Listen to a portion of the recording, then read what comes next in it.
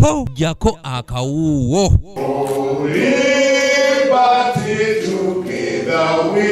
Obwakabaka bwa Buganda bussa omukago ne minisitule y'ebyobulamu mu gavumenti eyawakati era Katikkiro wa Buganda Charles Peter Mayiga n'atongoza n'olukiiko olugenda okutegeka amazaalibwa g'omutanala g'emyaka 65. Ekitiibwa kya Buganda kyavaata naffe. Olukiiko olutongozeddwa kuliko Oweekitiibwa David Frederick Kisitumpanga, ng'ono yalukulira ssaako Oweekitiibwa Joseph Kawuki, Kaggo Agnes Nakibirige Ssempa era nga bano be bagenda okulonda abanaabayambako.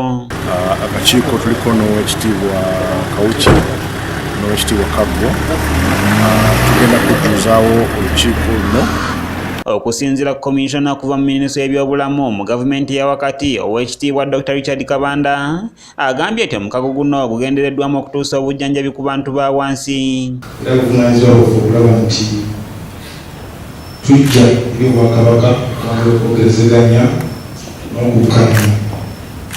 Tumanyi bulungi nti Obwakabaka bubadde bukola emirimu egy'enjawulo ekigendererwa mu kutumbula ebyobulamu naye nga tubadde mukolagana butongole minisitule ate n'Obwakabaka mu ngeri ki tulina okukolagana wamu okusobola okulaba nti emirimu gino byonna ebintu wansi gikwatibwa mu ngeri ekiseera ekikulu.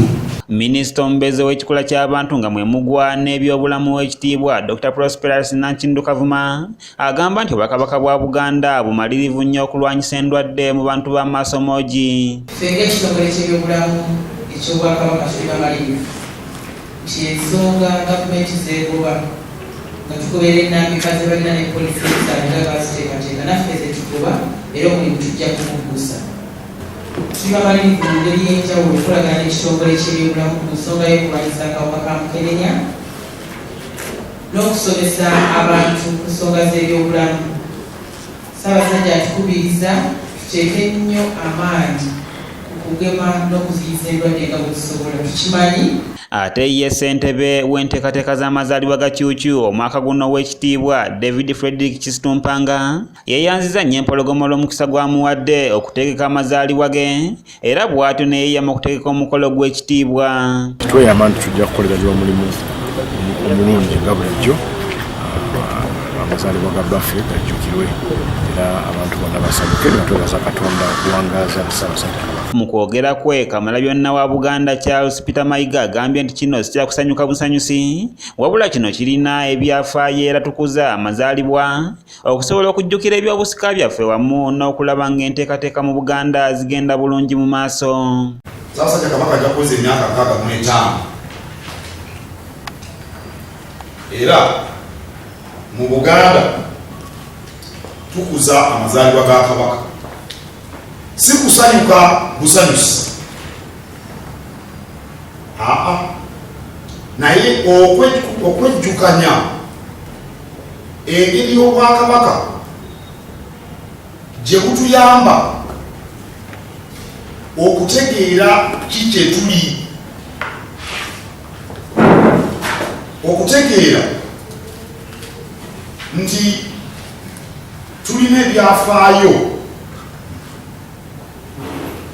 okutegeera nti tulina ennono ze tugoberera. Omukuumaddamula yeebazizza ekikoleddwa ekitongole ky'ebyobulamu n'agamba nti kigenda kuyamba okutumbula embeera z'abantu nga bwe kiri nti obulamu bwe bugagga. Ate ne Uganda okutwaliza awamu gavumenti eyagala bannansi babeere yaddeyaddeko mu byenfuna. Ndowooza omuntu ali wakati kadde bagaa nti ali yaddeyaddeko mu byenfuna. Kyemuva mulaba wano nga tuleeta enteekateeka ze tusuubira okuyamba abantu okulaakulana. Nokoddeyo enteekateeka nga mwanyi terimba. Abantu balime emmwanyi, bafune ssente, baweerere abaana, bazimbe amayumba, bejjanjabire. Ate gavumenti naye mugiraba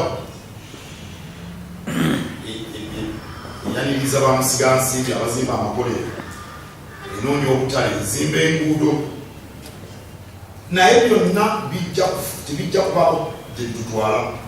ng'abantu si bano. Amazaalibwa g'abeene gakkuzibwa ng'ennaku z'omwezi 13 omwezi ogwokuna ku lutikka ya St. Mary's e Lubaga era kakutambulira ku mulamwa ogw'okulwanyisa obulwadde bwa mukenenya. Kisobozese Buganda ey'enkya okusigala obumu. Kanyike Kevin yakusakidde eggulire lino okulwa ABS Television.